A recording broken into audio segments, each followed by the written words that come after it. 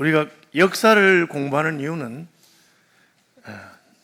지나간 역사의 교훈을 통해서 오늘 우리의 모습을 살펴보고 평가하고 또 우리의 미래를 어떻게 행해야 할까 하는 교훈을 받을 수 있기 때문에 그렇습니다. 교회의 역사도 마찬가지입니다. 교회가 우리 현재의 모습을 살펴볼 때 교회의 지난 과거를 살펴보면서 거울을 삼을 수 있고 또 앞으로 우리가 어떻게 나가야 할까를 알 수 있습니다. 교회 역사에 있어서 정사라고 할 수 있는 것은 사도행전이라고 생각합니다. 초대교회의 역사가 우리 교회의 역사의 본이 되고 또 기준이 되기 때문에 그렇습니다. 초대교회 역사를 기록한 가운데 사도행전은 성령의 감동으로 기록된 책이기 때문에 우리가 사도행전의 역사를 살펴보면서 교회가 어떠한 위기를 당했는지, 어떻게 그것을 극복했는지, 또 어떻게 성장하고 부흥했는지 하는 것을 알 수 있게 될 것입니다. 오늘 8장에는 스데반의 순교로 인한 핍박이 교회에 어떠한 영향을 끼쳤느냐, 교회는 그 순교와 그에 따르는 핍박이 왔을 때 어떻게 반응했느냐 하는 것을 보여주고 있습니다. 1절에 보시면 사울은 그가 죽임당함을 마땅히 여기더라. 이 그가 하는 그가는 스데반입니다. 스데반 집사님은 집사님이었지만 복음을 전거하다가 죽음을 당하게 되는데, 이는 스데반의 설교가 그 설교를 듣는 사람들의 마음에 걸렸기 때문에 그렇습니다. 하나님의 복음을 들으면 우리는 그 복음이 받아들이게 되는 사람들을 있고 거부하게 되는 사람이 있습니다. 복음은 좌우의 날성근과 같이 우리의 속에 있는 것을 드러내기 때문에 하나님을 대적하고 거부하는 사람들은 복음을 듣는 것이 대단히 거북스럽고, 하나님께서 심령을 여는 사람들에게는 그 말을 듣고 형제들아 우리가 어찌할꼬 하고 회개하고 돌아오는 역사가 있습니다.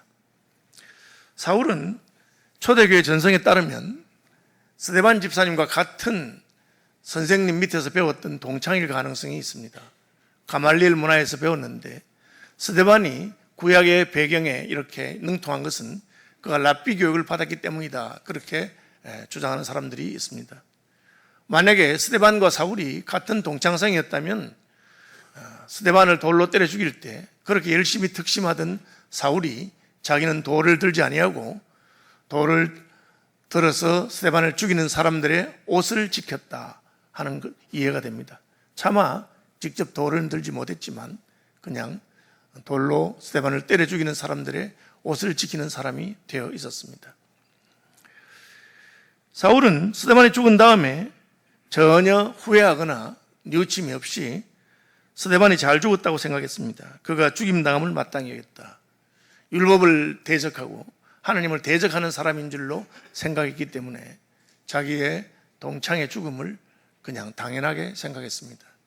여기서 우리는 잘못된 종교나 이념이 사람을 얼마나 상하게 하고 잔인하게 하고 양심을 마비시키는가를 알 수가 있습니다. 예수님의 교훈은 그렇지 않습니다. 예수님께서는 자기를 대적하고 죽이는 그야말로 복음의 원수된 자들에게 대해서도 아버지 저들의 죄를 용서하여 주옵소서, 자신들이 하는 것을 알지 못함입니다, 그렇게 말했습니다. 여러분, 어떤 주장을 하면서 그 주장을 하는 사람들이 백성을 선동할 때 사람들의 마음의 속에 있는 미움과 분노를 자극한다면 그것은 하나님의 방법은 아닙니다. 저는 70년대 학번이기 때문에 대학교에서 데모가 많이 일어나고 또 민주화 운동하던 그런 시대에 캠퍼스에 생활했습니다. 학부고사 기자로서 또 그런 해직되기도 하고 그런 일이 있었습니다. 주변에서 운동원 친구들이 떠들고 하는데 말이 상당히 맞는 것 같은데, 제가 믿음을 가지면서 신앙으로 바라보면 결정적인 문제가 있는데 그게 무엇이냐면 상대방을 악마화하고 상대방을 미워하도록 만든다는 것입니다. 돈을 가진 사람은 나쁜 놈들이고 자본가는 나쁜 놈들이고 사장들이나 기업가는 나쁜 놈들이고 우리는 노동자를 착취한다, 그렇게 가르칩니다. 그것이 사실일 수도 있지만 성경의 가르침은 그런 사람들에 대해서 연민을 가지고 불쌍히 여기는 마음을 가질 것을 말하고 있습니다. 풀의 꽃과 같은 인생의 재물 때문에 사람을 도구하는 인생들이 불쌍하고 나는 그렇게 되지 않아야 되겠다. 그것이 성경의 가르침입니다. 그래서 지도자들이나 앞선 사람을 바라볼 때 저 사람들이 지금 자기의 목적이나 이념을 위해서 상대방을 어떻게 만드는가 하는 것을 잘 살펴보면 됩니다. 중국이 공산당 치하에서 마오쩌둥이 자식이 부모를 악마화시키고 돌 던지게 하고 그렇게 만드는 것은 옳은 것이 아닙니다. 오늘 이단들 가운데서도 그런 식으로 가정도 파괴하고 남편도 떠나고 아내도 버리고 오직 자기의 가르침을 따르라고 그렇게 말하는데 그것은 성경이 말하는 바가 아닙니다. 사탄은 부부 사이도 나누고 부모 자식 간도 원수가 되도록 만드는 것입니다. 어쨌든 사울은 스데반의 죽음을 마땅한 것처럼 여기는 그런 사람이 되었습니다. 그뿐 아니라 4절에 보면 사울이 교회를 잔멸할새 각 집에 들어가 남녀를 끌어다가 옥에 넘겼다. 이제는 그냥 찾아다니면서 집집마다 찾아다니면서 예수 믿는 사람을 잡아다가 죽이려고 하는 그런 사람이 되었습니다. 무도하고 감정이 없죠. 우리 그런 사람들 사이코패스라고 합니다. 최근에 저는 국회에서 여러 가지 청문회도 하고 하는 것을 보면서 마음이 굉장히 무거운 것은 이게 진영 논리에 사로잡혀서 서로 자기하고 반대편에 있는 사람들은 무조건 나쁜 놈이고 무조건 비판하고 무조건 미워하고 그걸 잘할수록 자기 편에서 더 박수를 치고 인정을 받는 그런 것은 성경이 가르치는 가르침이 아닙니다. 스데반의 순교 때문에 예루살렘에 있는 교회에 큰 박해가 있었습니다. 초대교회는 서로 사랑하는 공동체고 하나님의 복음을 증거하는 공동체이기 때문에 다른 사람들에게 무슨 죽임을 받을 만한 그런 짓을 한 적이 없습니다. 도덕적으로나 윤리적으로 무슨 잘못을 한 것이 없습니다.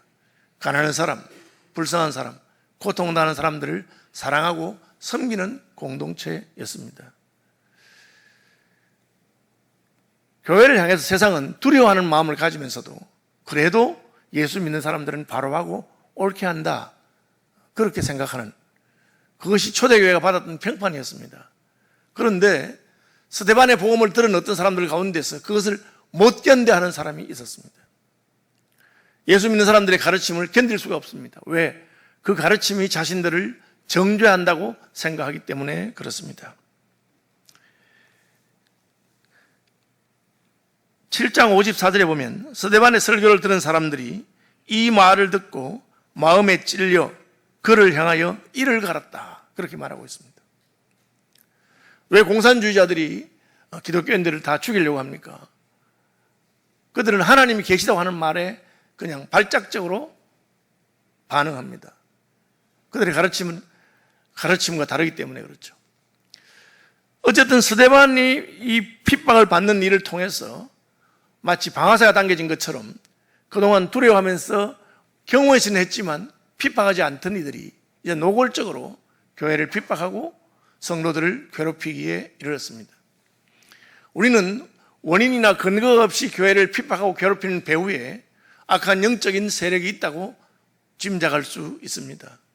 놀라운 것은 그런 핍박이 하나님의 역사를 방해하는 것이 아니라 오히려 하나님의 역사를 전진하게 했습니다. 우리 찬송가에 이 풍랑 인연하여서 더 빨리 간다 그런 말이 있는데 예루살렘 교회의 핍박 때문에 사도 외에는 다 유대와 사마리아 모든 땅으로 흩어지게 되었고 4절에 보면 그 흩어진 사람들이 두루 다니면서 복음의 말씀을 전했다고 되어 있습니다.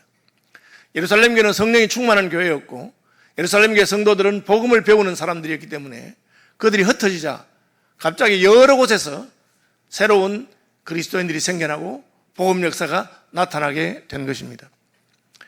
우리는 하나님께서 교회를 박해하는 자들의 박해를 들어서 오히려 하나님의 나라가 확장되는 일에 사용하게 된 것을 알 수 있습니다.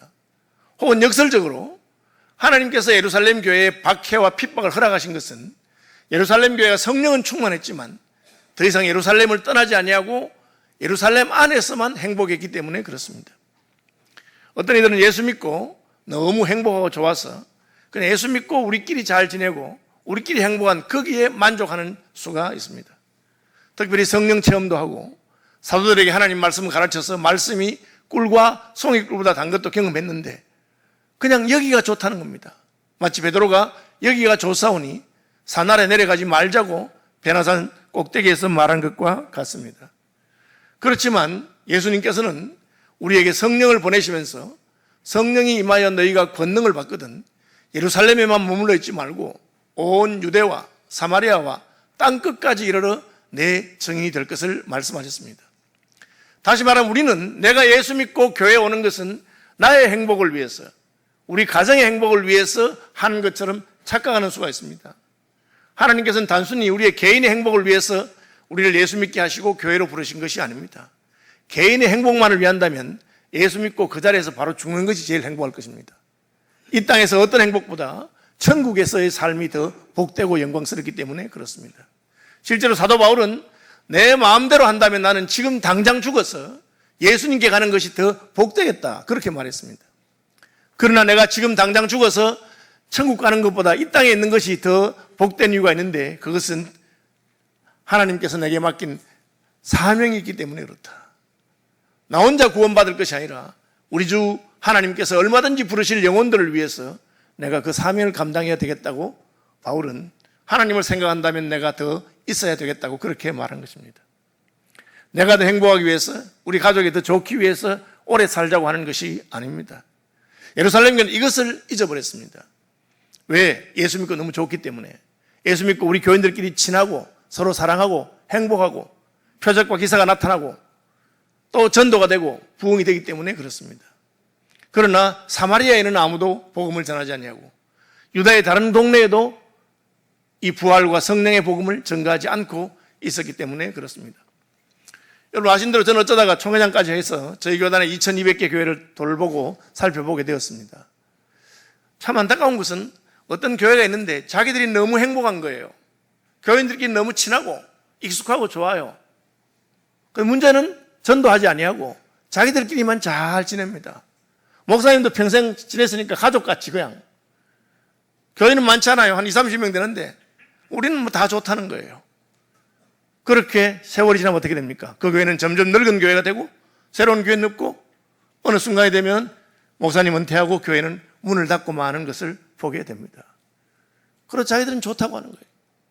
그러나 하나님께서 원하시는 사명은 감당하지 못하는 것입니다. 여러분 교회에서 예수를 오래 믿으면 전도를 잘 못해요. 왜 그런지 아십니까? 내가 예수 오래 믿고 나면은 내 주변에 전부 다 예수 믿는 사람밖에 없어. 전도하고 싶어도 사돈 팔촌까지 다 예수 믿고 친구들 다 예수 믿고 내가 만난 사람 다 예수 믿는 사람밖에 없어요. 목사님들이 전도하기 힘든 이유가 뭔지 압니까? 만난 사람 전부 목사들이야.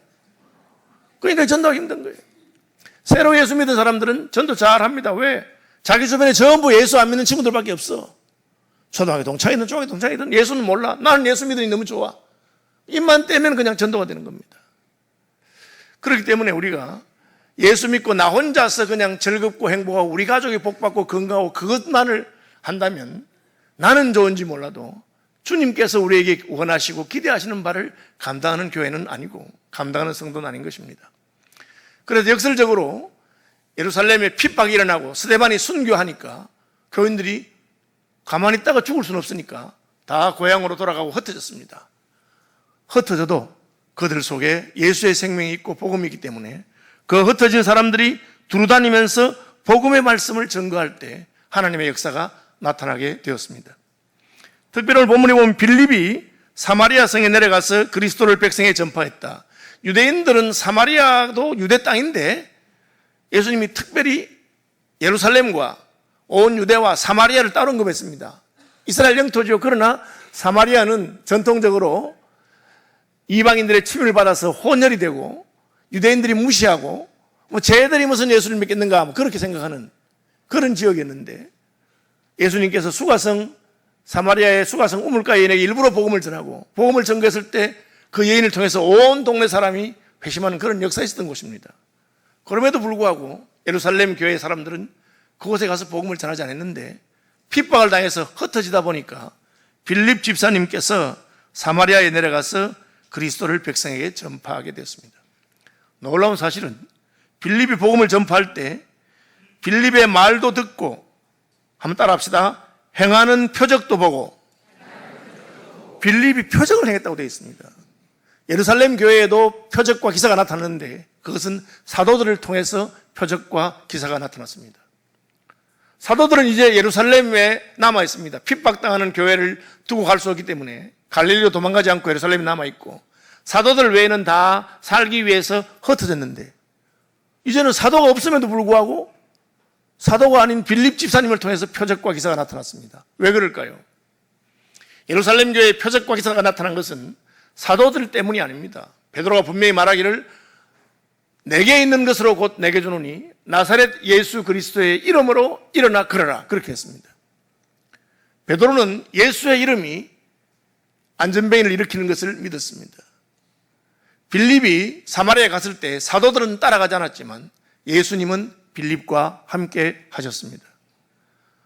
세상 끝날까지 내가 너희와 항상 함께 하겠다고 약속하셨기 때문에 사도들이 없어도 빌립이 복음을 전하니까 주님께서 그 따르는 표적으로 빌립의 전도를 지지해 주셨습니다. 그래서 무리가 빌립의 말만 들은 것이 아니고 행하는 표적을 보고 한 마음으로 그가 하는 말을 따랐다고 되어 있습니다. 여러분, 놀라운 일이지요. 하나님께서는 사도들만을 통해서 역사하는 것이 아닙니다. 하나님께서는 모든 성도들이 그들이 가는 곳에서 예수의 이름으로 복음을 전하고 예수의 이름으로 표적이 나타나게 하기를 기뻐하십니다. 왜 그런 일이 일어나지 않습니까? 해보지 않기 때문에 일어나지 않습니다. 여러분 한번 해보시기 바랍니다. 여러분의 친척 가운데 믿지 않는 사람이든지 여러분의 친구 가운데 예수 모르는 사람들에게 예수 이름으로 복음을 전하고 예수 이름으로 기도해주고 그리고 예수 이름으로 병나는 역사도 경험하고 예수 이름으로 하나님께서 표적을 나타내는 그런 것들을 한번 경험해 보시기 바랍니다. 뭐 제가 어떻게 하겠습니까?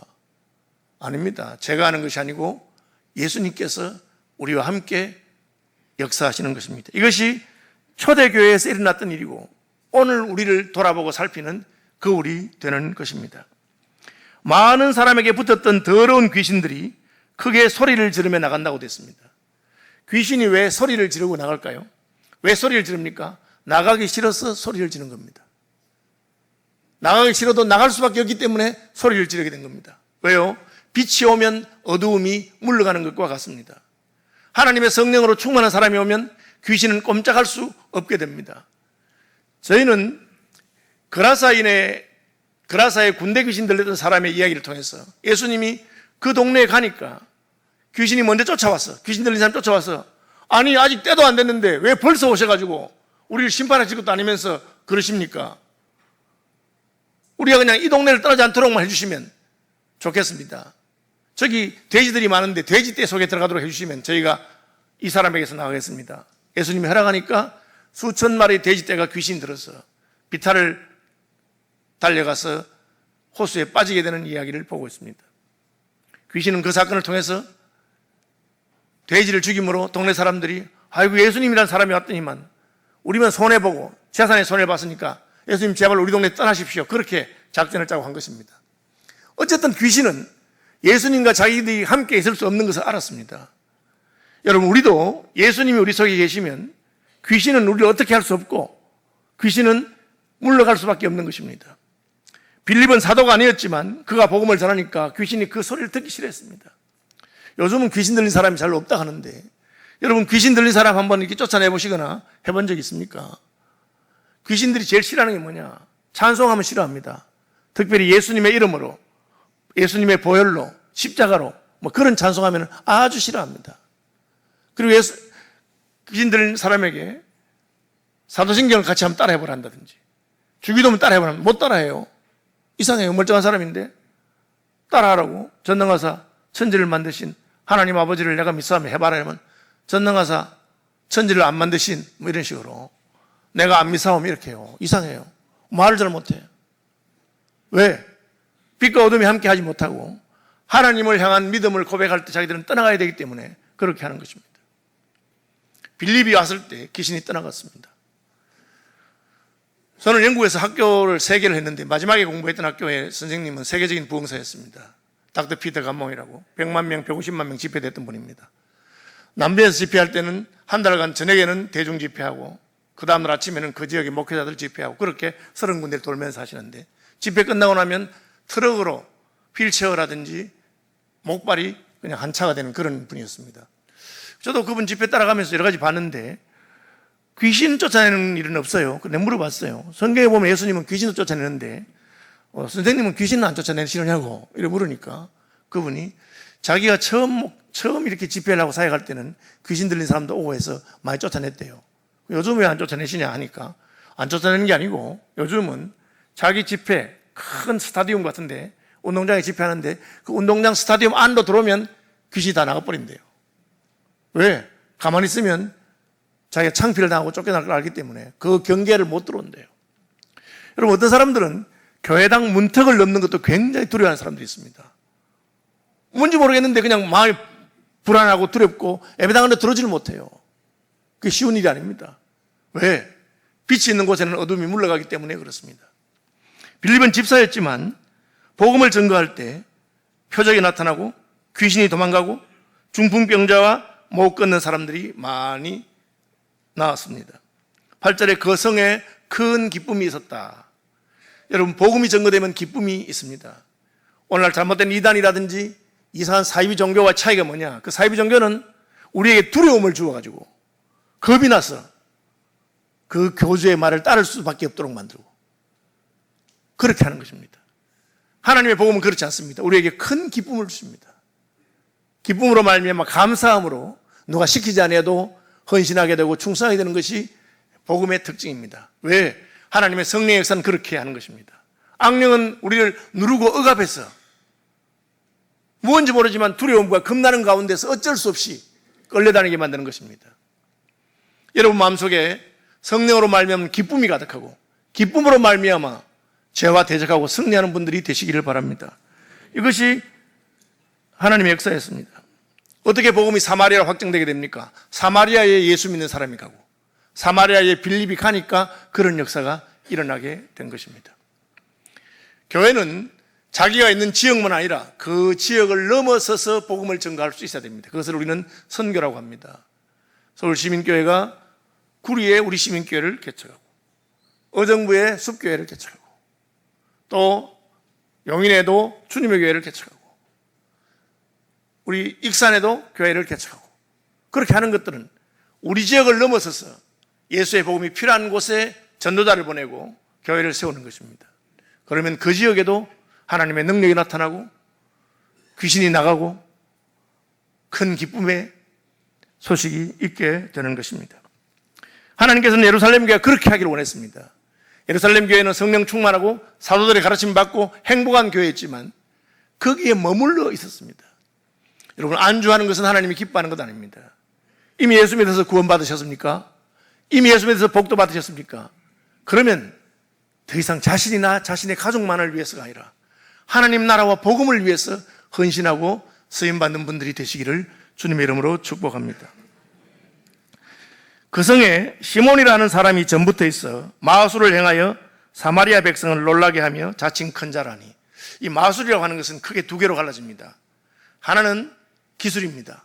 그래서 일루전이라는데 영어로는 일루시니스트, 눈속임을 하는 거죠. 아주 준비된 기계장치라든지 혹은 아주 훈련된 손재주를 가지고 사람을 속입니다.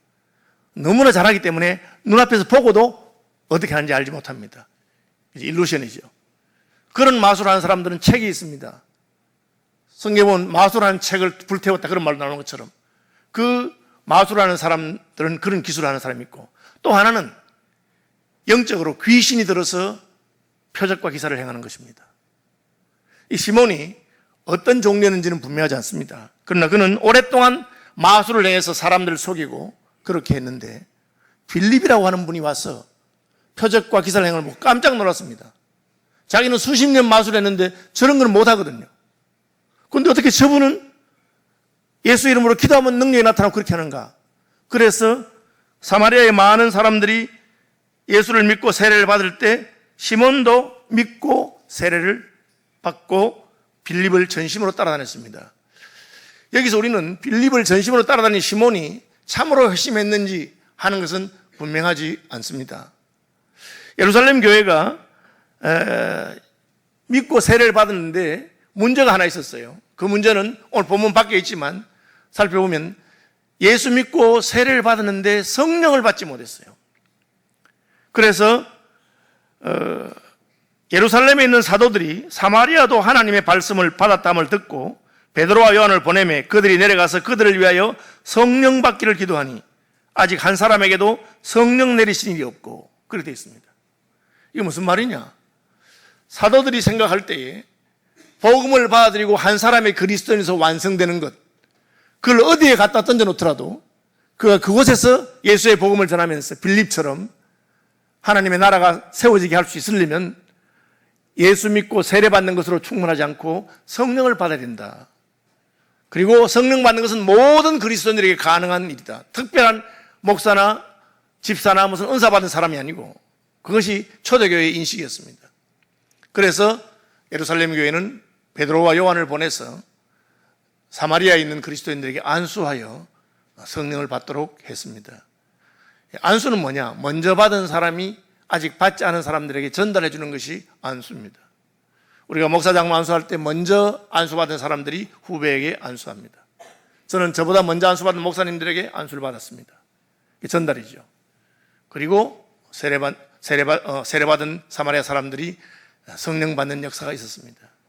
세례받는 순간에 바로 성령 받기도 하고 세례받기 전에 성령 받기도 하고 혹은 세례받은 다음에 다시 기도받고 성령 받기도 하지만 어떤 시기든지 간에 하나님 백성들이 성령을 받는 것이 초대교회에 기대하는 바였습니다. 왜? 초대교회도 예수님 3년 따라다니면서 세례도 받고 예수 믿고 다 했지만 오순절날 성령이 강림할 때까지 기다렸기 때문에 그렇습니다.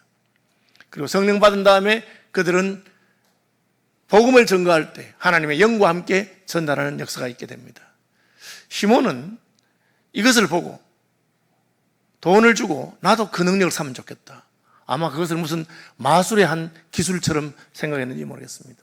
베드로는 시몬을 크게 꾸짖고 내가 하나님의 선물을 돈 주고 살려 하니 내 은과 함께 망할 것이다. 그렇게 한 것을 보게 됩니다. 여러분, 우리가 열심을 내고 동의하는 것으로 충분하지 않습니다. 하나님의 성령께서 우리를 사로잡으셔야 됩니다. 어떻게 하나님의 성령이 우리에게 임하고 성령이 우리를 사로잡습니까? 하나님이 약속했기 때문에 모든 믿는 사람은 성령으로 충만함을 받을 수 있습니다. 방법은 우리가 거부하지 않는 것입니다. 하나님은 인격적인 분이기 때문에 우리가 거부하면 우리 속에 오지 않습니다. 괜히 성령 받았다가 내가 광신자가 될까 싶어서, 성령 받았다가 내가 이상해질까 싶어서, 그런 잘못된 두려움 때문에 예수는 믿고 세례는 받았지만 성령 받고 하나님이 인도한 대로 가려고 하는 것을 거부하면 하나님은 기다리십니다. 그러나 여러분이 마음을 열고 거부하지 아니하고 하나님, 저는 예수 믿고 하나님의 자녀가 되었으니 하나님의 성령으로 저를 충만하게 하시고 저를 새롭게 하시고 주님 인도하는 대로, 마치 베드로에게 젊어서는 내가 스스로 띠띠우고 원하는 곳으로 다녔지만 이제로는 다른 사람이 너를 띠띠우리니 원치 않는 곳으로 가겠다. 그래도 내가 원치 않는 곳으로 간다 하더라도 주님 뜻대로 나를 이끌어 주옵소서. 그러면 성령을 받고 그때부터는 능력이 나타나고, 그리고 빌립처럼 사도가 아니라도 복음을 전할 때 표적과 기사가 나타난다고 초대교회를 기록하고 있습니다. 우리는 교회사를 공부하면서 이 교회사의 정사, 성령으로 충만한 누가 기록한 그 기록을 보면서 우리는 어떠한가를 살펴보시는 시간이 되시기를 바랍니다. 다같이 한번 통성으로 기도하겠는데, 여러분, 내가 지금 현재의 신앙에 소시민적으로 만족하고 예수 믿고 구원받고 우리 가족 예수 믿은 것으로 만족하지 말고 하나님 나라의 복음을 위해서 얼마든지 하나님께서 나를 쓰시도록 주님 앞에 순종하여 드리는 자가 되게 해달라고 기도하고, 사마리아 교인들처럼 예수 믿고 세례받았지만 아직 성령 못 받은 상태에 머물러 있지 아니하고 하나님의 성령으로 나를 충만하게 해달라고 부르짖고 기도하는 시간 되시길 바랍니다. 다 같이 통성으로 기도합니다.